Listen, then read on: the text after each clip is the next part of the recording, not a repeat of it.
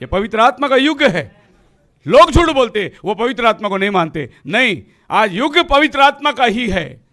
पतरस खड़ा रहकर पवित्र आत्मा से भरकर बोला। पतरस की ज्ञान नहीं थी, पवित्र आत्मा उतरा, वो भरकर बोला पश्चाताप करो, पाप की क्षमा के लिए यीशु के नाम में बपतिस्मा लो। और जो यीशु का नाम का बपतिस्मा का विरोध करता है, वो पतरस का विरोध नहीं करता, वो पवित्र आत्मा का विरोध करता है। क्योंकि पहली कलीसिया को किसने चलाया? पवित्र आत्मा ने चलाया। बोलो हालेलुया। सो बुलाए हुए और चुने हुए के अंदर यह फर्क मानना आपको बहुत जरूरी है। धोखे में मत जाना, बहुत बड़ा चर्च है, बहुत लोग है, बहुत अच्छा पास्टर है। नहीं, सच्चाई है कि देखो, चुनावट है कि देखो। वहां पर वेदी तो कैन ने भी बनाया, लेकिन उसके पास प्रकाशन नहीं था। उसने सोचा मेरे खेती के ऊपर से प्रभु खुश होगा, प्रभु उससे नहीं खुश हुआ। आबेल के पास प्रकाशन था। जो प्रकाशन आबेल के पास था, वो प्रकाशन आज के पास्टरों के पास नहीं है। कैसे? आबेल जानता था मेरा माँ बाप ने आदन के बगीचे में पाप किया और परमेश्वर ने उनका पाप को ढांपने के लिए एक बलिदान किया और उसका चमड़ा लेकर उनको अंगरखा बना के पहनाया। आबेल को मालूम था मेरा माँ बाप ने एप्पल नहीं खाया, मेरे माँ बाप ने व्यभिचार किया। यह आबेल को मालूम था। कैन सोचा एप्पल खाया होगा, इसके लिए वो एप्पल लाया। आबेल ने बोला नहीं, खुदा ने जो बलिदान दिया वो बलिदान को मैं लाऊंगा। जिस दिन तू खाएगा उस दिन तो मरेगा। प्रभु ने मेमने को मारकर, ये इसको बोलते प्रकाशन। यही इब्रानी बोलता है कि उत्तम बलिदान कैन से भी कैसे? विश्वास से। यानी विश्वास एक प्रकाशन को लाता है। आप मेरे साथ है? बोलो हालेलुया। बलिदान दोनों ने दिया, चर्च दोनों ने बनाया, आराधना दोनों ने किया, लेकिन प्रभु ने एक को कबूल किया, एक को छोड़ दिया, क्योंकि इसके पास प्रकाशन नहीं था, इसके पास प्रकाशन था। हमने क्या वचन पढ़ा? प्रभु हम तेरे नाम से दुष्ट आत्मा निकाले, तेरे नाम से चिन्ह चमत्कार किए। प्रभु बोलता मैं तुम्हें जानता नहीं, तुम कौन हो। मतलब उनके पास प्रकाशन नहीं है, लेकिन वो काम तो सभी कर रहे हैं, चिन्ह चमत्कार उनके साथ हो रहा है, और ये एक दिन बंद हो जाएगा। यीशु मसीह कब तक चमत्कार किया? यूहन्ना 6वीं अध्याय तक चमत्कार किया। यूहन्ना 6वीं अध्याय के बाद एक भी चमत्कार बताओ मुझे।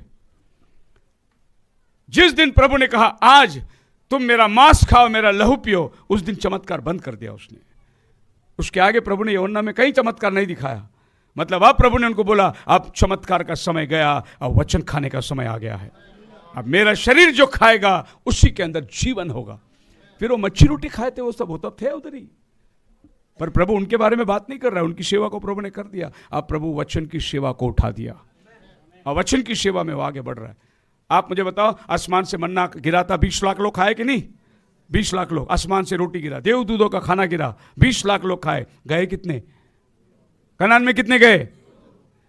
क्यों वो आसमान का रोटी खाए करके बच गए क्या? 5000 मच्छी रोटी खाए करके बचेंगे? नहीं, प्रभु का प्रकाशन जब तक उनमें नहीं आएगा। अग्नि स्तंभ आई और समुंदर 2 भाग हुआ। कितने लोग चल के गए उसके अंदर? 20 लाख लोग, सब समुंदर के अंदर से चल के गए। इसका मतलब सबका बपतिस्मा हुआ था, लेकिन गए कितने? जो वचन पर खड़े थे आगे। जब कनान देश देखा, बाकी लोगों ने बोला नहीं लड़ सकते, ये 2 जन ने बोले नहीं हम अभी जाके लड़ेंगे, हमें वचन पर भरोसा है। हमें आदमियों का साइज देख के नहीं, कनानवंशी लंबे चौड़े हैं, हम कैसे लड़ेंगे, पर खुदा ने कहा ना मैं तुम्हें जय दूंगा, वही वचन हमें जय देने वाला है।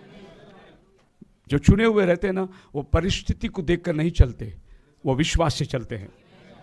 परिस्थिति कितना भी गंभीर हो, डॉक्टर बोला बस 1 घंटे में मर जाएगा, परिस्थिति गंभीर, लेकिन जो विश्वासी है वो बोलेगा कुछ नहीं होगा, प्रभु हमारे साथ है। हालात जब बिगड़ जाएगी तो वो विश्वास को कमजोर कर देता है। आप मेरे साथ है? ये बाइबल के पहले जुड़वा थे, एक चुना गया था, एक टुकराया गया था।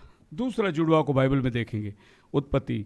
अभी उत्पत्ति में ही जाएं, टाइम कम है हमारे पास, गलती 4:30 और 31 में पढ़ेंगे। और ये बाइबल का दूसरा जुड़वा, जुड़वा का मतलब ये है ये लोग एक ही घर में पैदा हुए, एक ही माँ से एक ही बाप से पैदा हुए, माँ अलग अलग थी और इन लोग एक ही बाप का नाम लेके चल रहे हैं।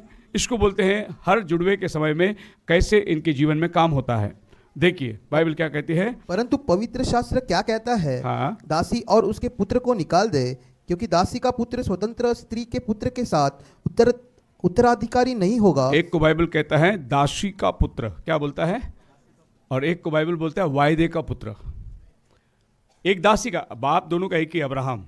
देखो यहोवा पिता सबका बाप है, लेकिन एक दासी के पास से पैदा हुआ है और एक स्वतंत्र स्त्री से पैदा हुआ है।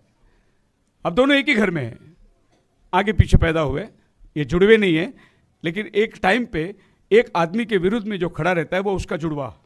जैसे यीशु मसीह खड़ा था, उसके विरुद्ध में कौन खड़ा था आपको मालूम है? यहूदा इस्करियोत, जो 30 टुकड़े के चांदी में यीशु को बेच दिया। ये दोनों साथ में सेवा किए, एक साथ रहे। वैसा कैन, इस्माइल और इसहाक दोनों एक ही घर में पैदा हुए, एक साथ रहे। बाइबल क्या कहती है? एक दासी का पुत्र है और एक स्वतंत्र स्त्री का पुत्र है। अब ये दोनों को फर्क कैसे जानना है? हागार से इस्माइल हुआ, जो कि शारीरिक दशा से वह पैदा हुआ, कार्नल।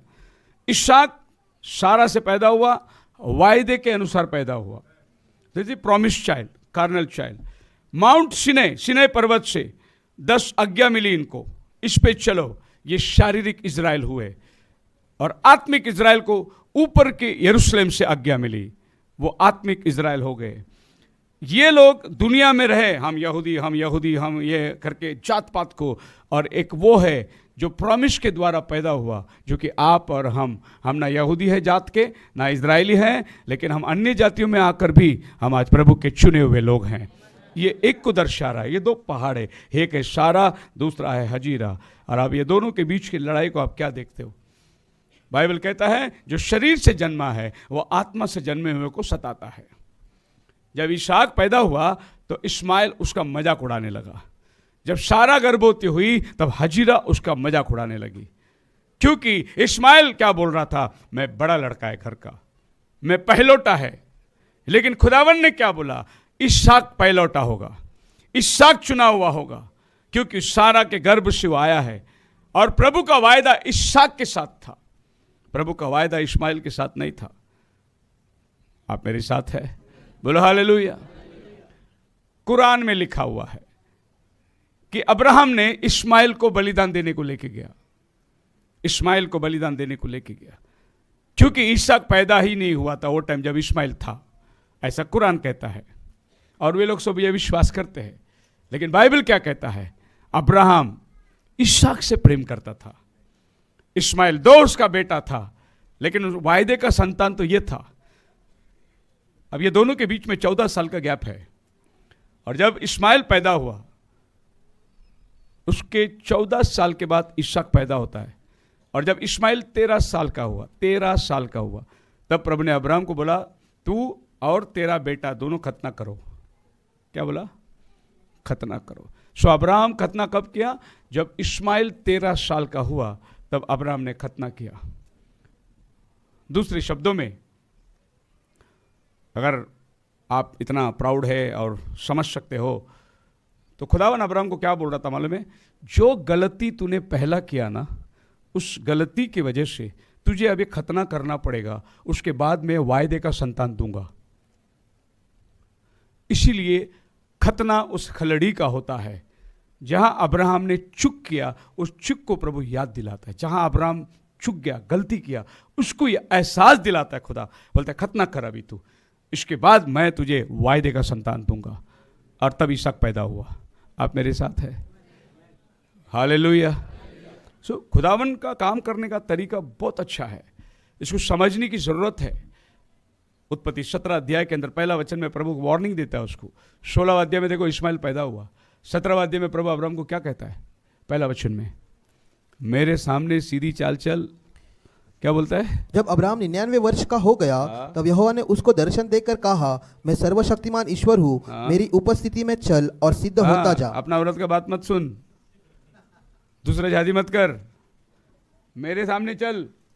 17वां अध्याय में। 16वां अध्याय में देखो इस्माइल पैदा हुआ। मतलब इस्माइल पैदा होने के बाद प्रभु अब्राहम को करेक्ट कर रहा है, उसके रास्ता सीधा कर रहा है। टेढ़ी टेढ़ी चाल मत चल, उसकी इसकी बहकी बहकी बातों में मत आ, मैं जो कहा वही कर। बोलो हालेलुया।